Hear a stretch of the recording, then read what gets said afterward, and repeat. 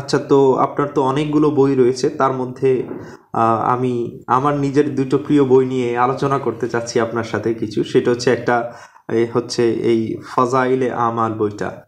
তো আপনি যদি এই বইটার বিষয়ে বলতেন যে এই বইটা লেখার কারণটা কি ছিল, ফাজাইল বলতে আমরা কি বুঝি, এবং বইটা লেখার প্রেক্ষাপটটা কি ছিল। আচ্ছা, সুন্দর একটা প্রশ্ন করেছেন। আসলে ফাজাইলে আমল যে কিতাবটা, এটা আমি কি উদ্দেশ্যে লিখেছি, কোন বিষয়টা আমাকে এ পথে ওই যে উৎসাহিত করলো, এই বিষয়গুলো আমি ভূমিকাতে লিখেছি। কেন এই গ্রন্থ সংকলন, আমি মূল কথাগুলো এখানে এনে দিয়েছি ভূমিকাতে। তো আমাদের সমাজের মধ্যে আসলে ফাজাইলের বিষয়টা নিয়ে একটা যে ভিন্ন ভিন্ন যে ভাবনা রয়েছে। যেমন কেউ তো ফজিলতকে মুখ্য মনে করে নিয়েছেন, তার কাছে আকিদা, তাওহীদ, শিরিক, বিদাত এগুলো তার কাছে কোনো গুরুত্ব নেই।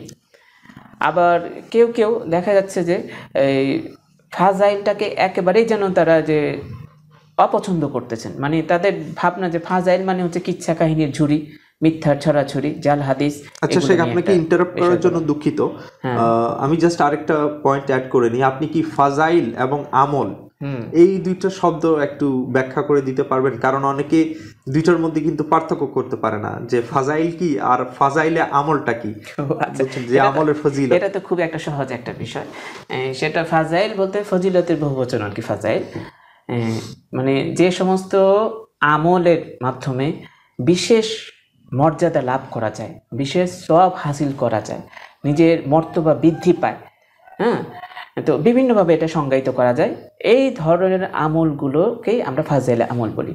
এক কথায় আল্লাহর সন্তুষ্টি অর্জনের জন্য আমাদেরকে এই যে সবগুলো আমলই করা উচিত।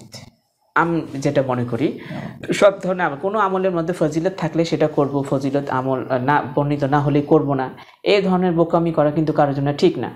মুমিন ব্যক্তি দেখবে যে আল্লাহ রাসূল সাল্লাল্লাহু আলাইহি ওয়াসাল্লাম কী বলেছেন, আল্লাহ রাব্বুল আলামিন কী আদেশ দিয়েছেন, ব্যাস সেটাকে ফজিলত বর্ণিত আছে কি নাই সেটা দেখার দরকার নেই। আদেশ পালন করলেই তো সেটা ফজিলত। যে আল্লাহর হুকুম মানে, যেটা নবী সাল্লাল্লাহু আলাইহি ওয়াসাল্লামের তরিকা অনুযায়ী চলে, আল্লাহ রাসূলের সুন্নাত অনুসরণ করে, তার জন্য তো সফলতা। এর চেয়ে বড় ফজিলত আর কি। তো বিশেষ বিশেষ কিছু বৈশিষ্ট্য তারপরে কোরআন সুন্নাতে পাওয়া গেছে, যেমন দান খয়রাতের ফজিলত, হজ্জের ফজিলত, এই বিষয়গুলো কি মর্যাদা যে কতটুকু, কি লাভ, এটাই হচ্ছে ফাজাইলে আমল। মানে কোন আমল করলে বিশেষ কি লাভ আছে, কি মর্যাদা আছে, এগুলো আর কি বিবরণকে বলা হয় ফাজাইলে আমল। আচ্ছা, এই আমাদের বাজারে তো আমরা অনেক ধরনের একই টপিকের উপরে বিভিন্ন বই পাচ্ছি ফাজাইল আমল নাম দিয়ে।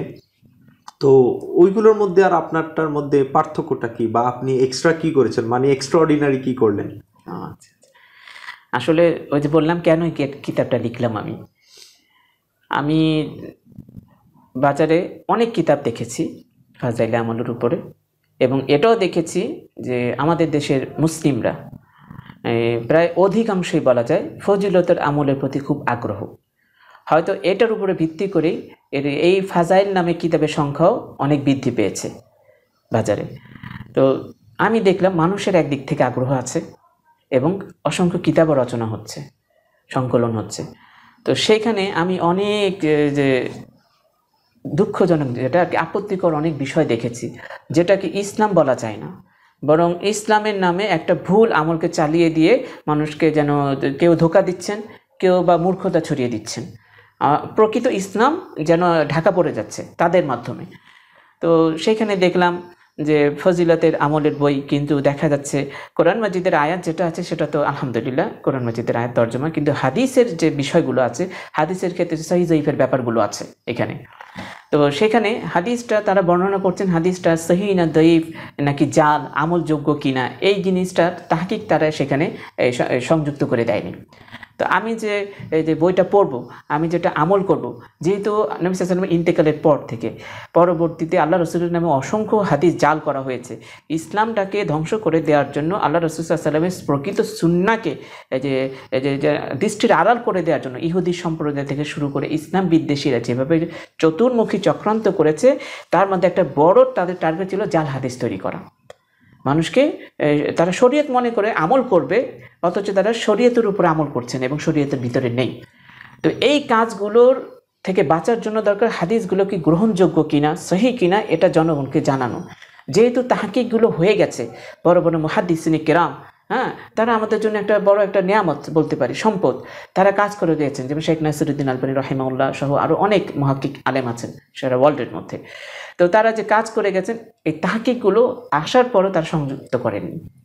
এখন সাধারণ জনগণ শুধু না, যারা মাদ্রাসা পড়ুয়া তারা পর্যন্ত জানতে পারছে না এই হাদিসটা জাল কিনা, নাকি আমলযোগ্য কিনা।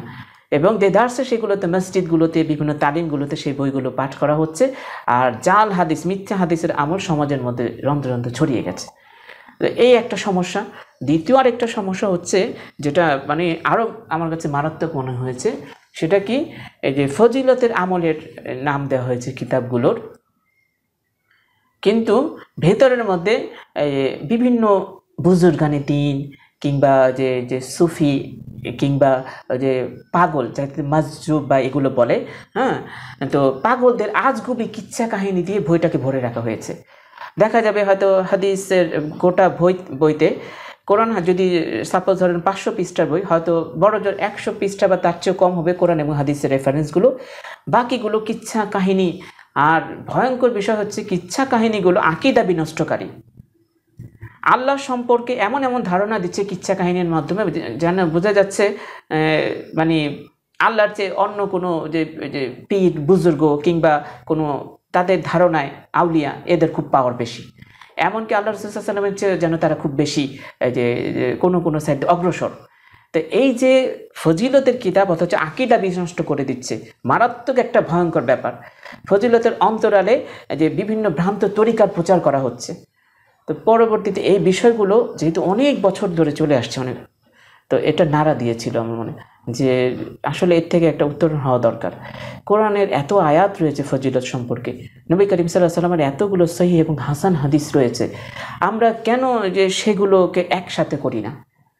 একসাথে করলে তো যারা যে সহি বুঝ অনুযায়ী সহিভাবে আমল করতে চায়, তাদের জন্য যেমন একটা সুন্দর একটা যে পাথর হয়ে গেল, ঠিক একইভাবে যে সমস্ত মা বোনেরা বা দিনী ভাইরা এই যে জয়ীব জাল হাদিসের কবলে পড়ে গিয়ে নিজেদের আমলগুলোকে নষ্ট করছেন, এবং শরীয়ত নয় এমন জিনিসকে শরীয়ত মনে করে তারা পালন করে বিভ্রান্তর দিকে এগিয়ে যাচ্ছেন, এবং বাতিল আকীদা বিশ্বাসের কিচ্ছা কাহিনী পড়ে তাদের যে তাওহীদে যে আকীদা, শিরিক বিরোধী যে একটা আকীদা, এটাকে তারা যে নষ্ট করে দিচ্ছেন, তাদের সব বরবাদ হয়ে যাচ্ছে, ফজিলতের নাম দিয়ে বাকি সব সর্বনাশ করে দিচ্ছে। এর থেকে কিভাবে বাঁচানো যায়, এই বিষয়টা আমার মনের ভিতরে নাড়া দিয়েছিল। তো ওই ভাবনা থেকে বিসমিল্লাহ করে আমি আল্লাহর উপর ভরসা করে কাজটায় হাত দিয়েছিলাম, যে আল্লাহ তুমি আমাকে তৌফিক দাও যেন সহিশুদ্ধভাবে আমাদের সব শ্রেণীর মুসলিম যারা ভাই আছে, অন্তত ফজিলতের আমলের ক্ষেত্রে কিন্তু যেই হাদিস গ্রহণযোগ্য না।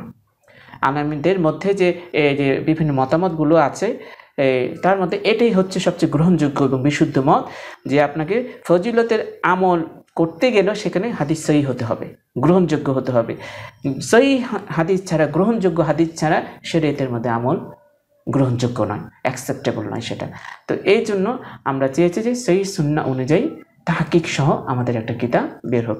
তো আমি এটা চেষ্টা করেছি এই বিষয়গুলো থেকে আমাদের ভাইদেরকে রক্ষা করার জন্য। পাশাপাশি আমি এটাও বলেছি, আমার ভূমিকাতে বলেছি, ফাজাইল আমলে আসলে কাউকে টার্গেট করে কাউকে হিট করার জন্য বা কষ্ট দেওয়ার জন্য, হ্যাঁ, বা বকাছকা করার জন্য, এইসব উদ্দেশ্যে কিন্তু আমার ফাজাইল আমল কিতাবটা লেখা হয়নি। আমি এই কাজটা করার সময় আমার সব শ্রেণীর মুসলিম ভাইদের জন্য আমার মনের ভিতরে একটা ভালোবাসা এবং দরদ কাজ করেছে। এটা আমি চেষ্টা করেছি যে আমি সংশোধন চাই, নিজেকে সহ আমার দিনী ভাইদেরকে সহ। তা আমি এই নিয়ত করে কাজ করেছি, কোনো দিনী সংগঠন কিংবা কোনো প্রতিষ্ঠান কাউকে হিট করার জন্য না।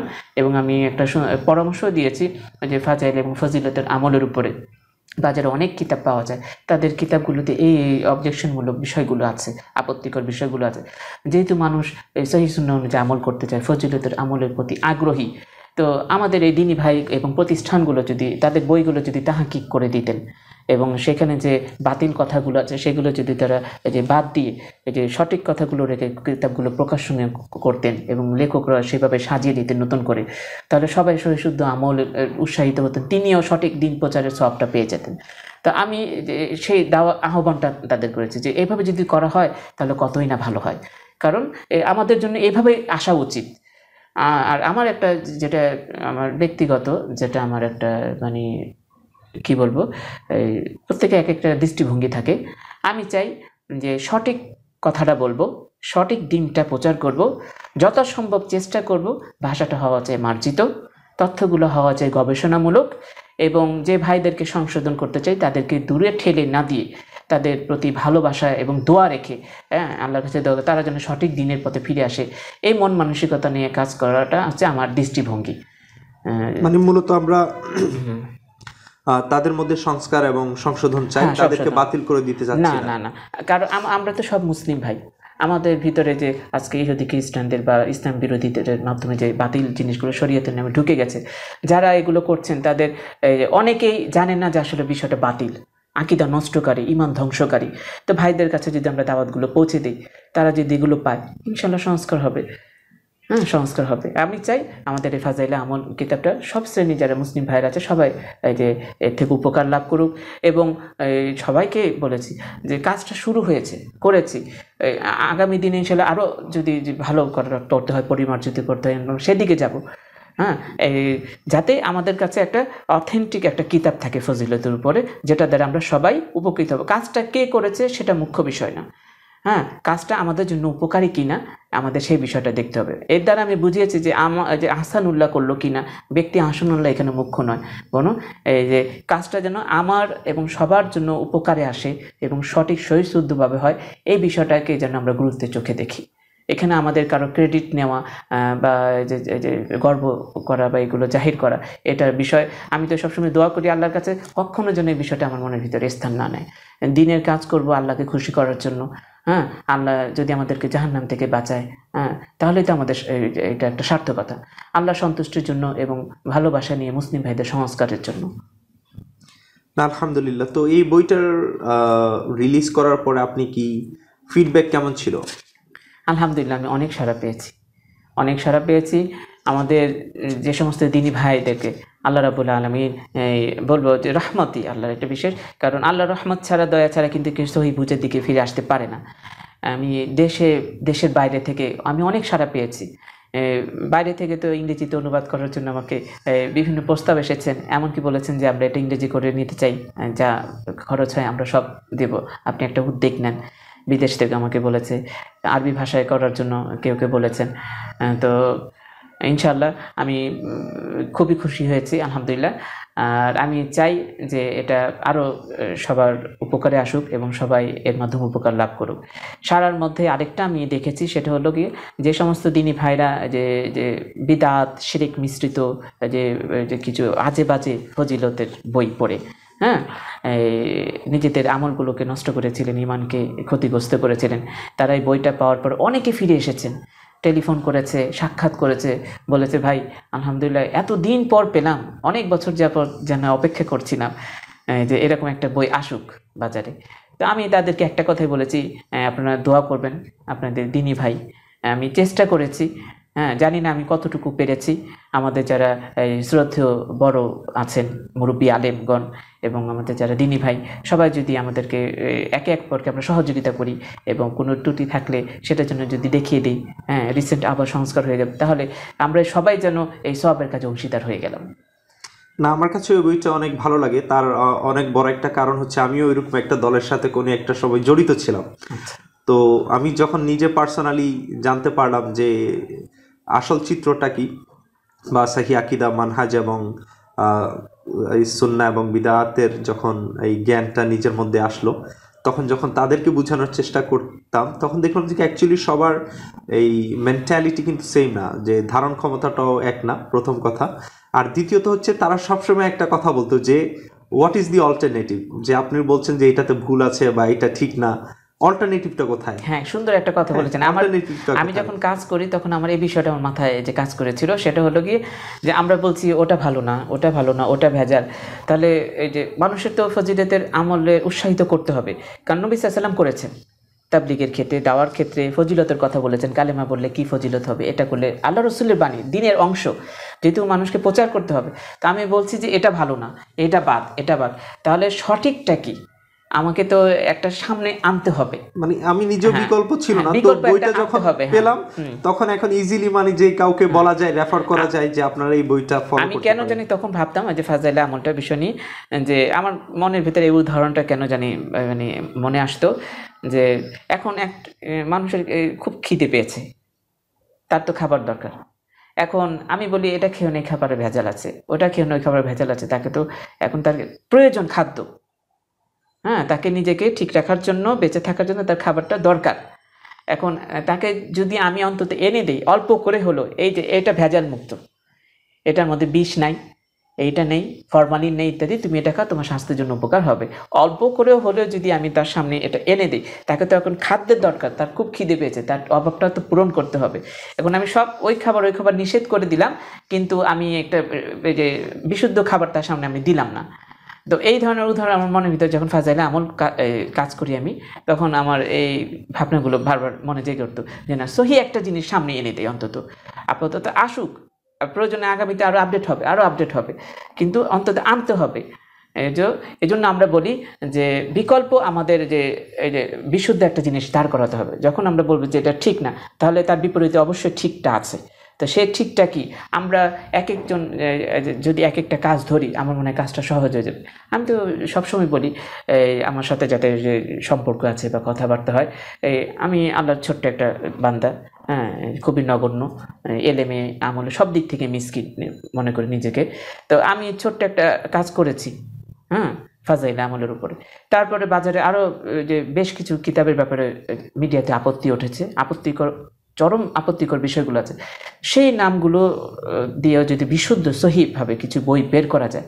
আমি একটা করেছি, আরেক দিনই ভাই আলেম আরেকটা করলো, আরেকজন আরেকটা করলো, দেখা যায় এভাবে 4-5টা কিতাব, যেটা জনগণ খুব বেশি গ্রহণ করে নিয়েছে, সাধারণ মুসলিমরা যারা খুব বেশি কোরআন হাদিস বুঝে না, কিন্তু এই কিতাবগুলোকে তারা খুব যত্ন সহকারে পড়ে, হ্যাঁ। তো এইভাবে যদি এক এক আলেম যদি আমরা এক একটা কিতাব ধরি, তাহলে মনে হয়ে যায়। উদাহরণস্বরূপ বলছি, একটা খোলামেলাই বলি, যেমন নিয়ামুল কোরআন নামে একটা কিতাব আছে, তারপরে মকসুদুল মুমিনিন নামে কিতাব আছে, বেহেশতি জিওর নামে কিতাব আছে। এই নামে সম্ভবত, আমি যতটুকু আমার জানা, একাধিক লেখক বা প্রকাশনী প্রকাশ করেছে, নামটা একই।